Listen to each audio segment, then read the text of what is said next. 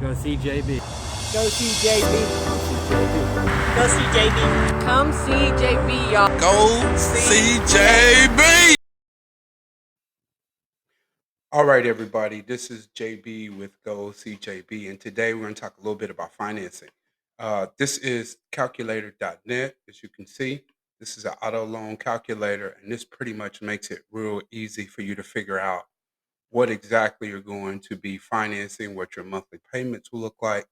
This is a tool that I suggest you get on and play with, learn it. It'll help save you some money.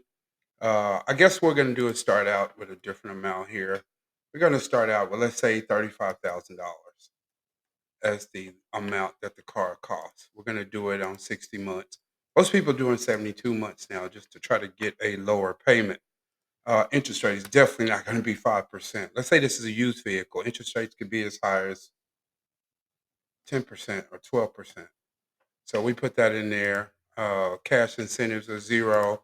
Now, if you don't put any money down, let's start out with zero down just so you can see what it's going to cost you to not put any money down. Okay. No trade in.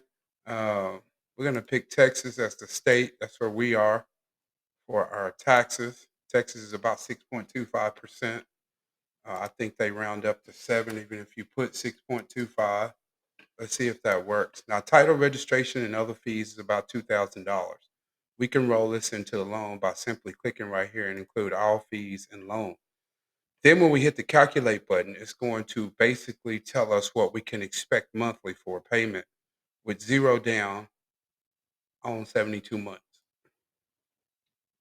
So I just hit the calculate button. Okay. And it's showing you what you would be paying monthly on a $35,000 loan with 12% interest on 72 months.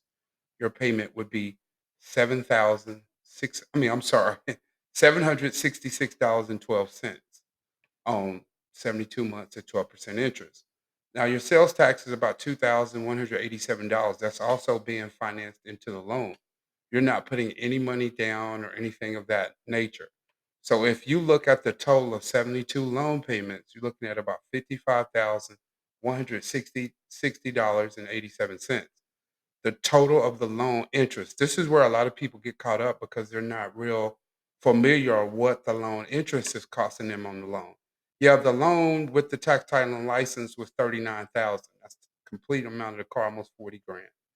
So you come down here and you look at if you make those 72 loan payments over the 72 months, the interest, the amount of the dollar that it's going to cost you to buy this money or borrow this money is $15,973.37. I went with the higher interest rate just so you can see because interest rates are high right now. They're not the lowest, especially on used vehicles. On new cars, you may be able to get, a little bit better interest rate if you qualify for a new car. So you can see the total on this vehicle is $55,160.87 over a 6-year period. Now let's go back and play with the interest rate just a little bit. Let's drop it down to let's say 3.99 on a new car. And then we hit calculate, still with no money down. And we're going to see. You see how drastically that payment drops because of the interest rate? So if you're buying a used car, you can expect a higher interest rate than you would on uh, a new vehicle. A lot of times, the interest rates and the incentives come directly from the manufacturer as an incentive to get you to finance through them. All right. So let's look at this. The monthly payment is $612.92. The total loan amount is still $39,187.50, along with the taxes being rolled in. Still no down payment. You're at $612.92. Well, total of 72 loan payments bringing you to $44,130.03. Now look at the total loan interest at 3.99%. You're only paying $4,942.53 to buy this money, or to borrow this money, I should say. Uh, so your total cost on the loan would be 44,000, even though the vehicle was 39. This is something that most people would like to see, but they're not seeing right now because of credit. Interest rates on the cars are not this low, especially at 72 months. You might get 3.99 on 48 months. Let's look at 48 months and see what that looks like. This is a great thing about this calculator is that you can go on here and tweak the numbers to get where you want to be. You know what you've got to have. So I'm going to hit calculate again. You see this is on a shorter term, 4 years versus 6 years. It makes the payment 884.64, but look at the amount of interest you pay. $3,275.29. So what normally happens is if you're going to go for a shorter term and you put money down, you end up financing less and you end up paying less interest. Now let's see what happens to this payment if we just put just $1,000 down, 1,000 down. Then I'm going to hit calculate. It dropped it to 862.07 a month with just 1,000 down. So you can see $1,000 doesn't go very far when you put this kind of money down, especially on short-term financing. Let's say we put down 5 grand. Not everybody have 5 grand to put down, but some people do. Look at the payment drop just to 771.77. So you can see that the money down does not really mean a lower payment. It is lower. This is on 48 months. Now let's see what that 5,000 looks like on 72 months. Recalculate. We're at 534.71 with 5 grand down.